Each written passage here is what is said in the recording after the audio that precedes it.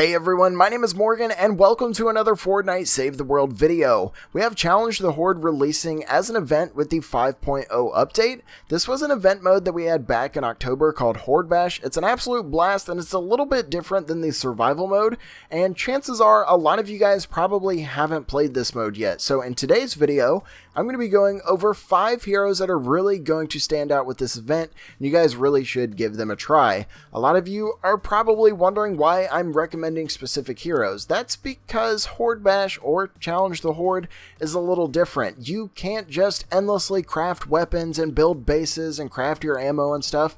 You start with very limited building and crafting supplies, and you have to work your way up through the skill tree so you can have access to more stuff.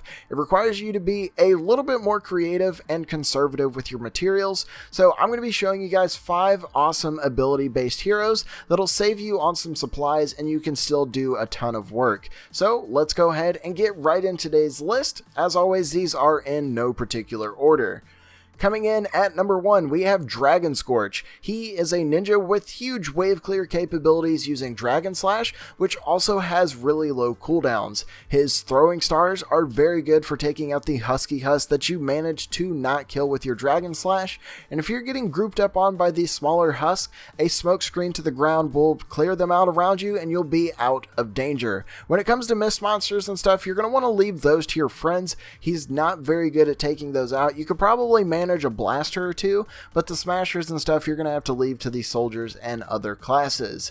Moving on to number 2, we have Enforcer Grizzly. I have 2 other alternatives for this, which I'll get into in just a minute. These are if you've played the other events, but Enforcer Grizzly is a base game hero that you can obtain. He has long durations, slowing effects, and increased range on his teddy, which is incredibly useful. You can throw down a bear, and if you're using the commando in one of your tack slots, he will have like a 40-second teddy. If you have a charge fragment, I think the cooldown in total is like 45 seconds, and you will have like 5 seconds of downtime on your teddy. I can't remember the exact numbers, it's right around there, but if you don't have a teddy, you can use your guns and the downtime, which is going to be very minuscule. The other great thing about his teddy with the slowing effects is if you have like a smasher charging at you and the teddy starts shooting it, it will slow that smasher to basically a crawl. He's incredibly useful for clearing out groups. You can throw down a bear and it'll do a ton of work.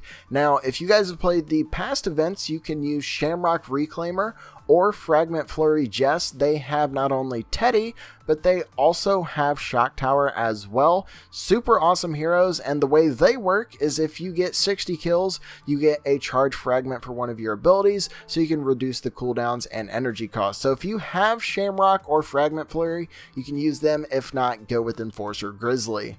Moving on to number 3, we have Carbide, a mythic soldier that is currently available in the Blockbuster event. He has AoE effects on his grenades and low cooldowns with increased radius on his shockwave, so he can hold down choke points with his grenades and constantly clear groups with shockwaves as well. Lefty and righty are great for mist monsters if you want to go for those, and if not, you can use them for general wave clear. The Space Invader shots will bounce all around, clearing out a bunch of husks, so he can do a little bit of everything. Coming in at number 4, we have Shock Trooper Renegade. He is like Carbide, but no AoE on his grenades. He has very low cooldowns on Shockwave as well, with increased radius to that for larger wave clear potential. And he also has Going Commando instead of Lefty and Righty, which is fantastic for mist monsters and clearing out a bunch of husks coming towards you. And then last, but certainly not least, we have powerbase Nox. I wanted to have at least one constructor on this list, and that spot is going to powerbase Nox. If you guys got Mega Base, you can use him as well, but I didn't want to include a mythic because of their rarity. So powerbase Nox, his base will cover the entirety of your structure, even at the highest difficulty. I think they go out to 7x7. He will cover it as long as you place your base in the middle. His base heals over time and it reflects damage. He is the best constructor if you want to play one in this event. Other alternatives besides Mega Base would be something like like heavy base, but honestly power base all the way. But anyways, that's my list. Let me know what heroes you guys are going to be rocking in the Challenge the Horde event. I'm probably going to be running with a Shamrock Reclaimer. I'm not too sure yet. I might have to go with Dragon Scorch. Let me know what you guys are using down in the comment section below, but I really hope you guys found today's video useful. If you did, a like is always appreciated. It really does help me out a great deal. And if you guys happen to be new to Split Screen, be sure to subscribe for everything Fortnite and more. Once again, my name is Morgan. Thank you all for watching, and I will see you guys next time.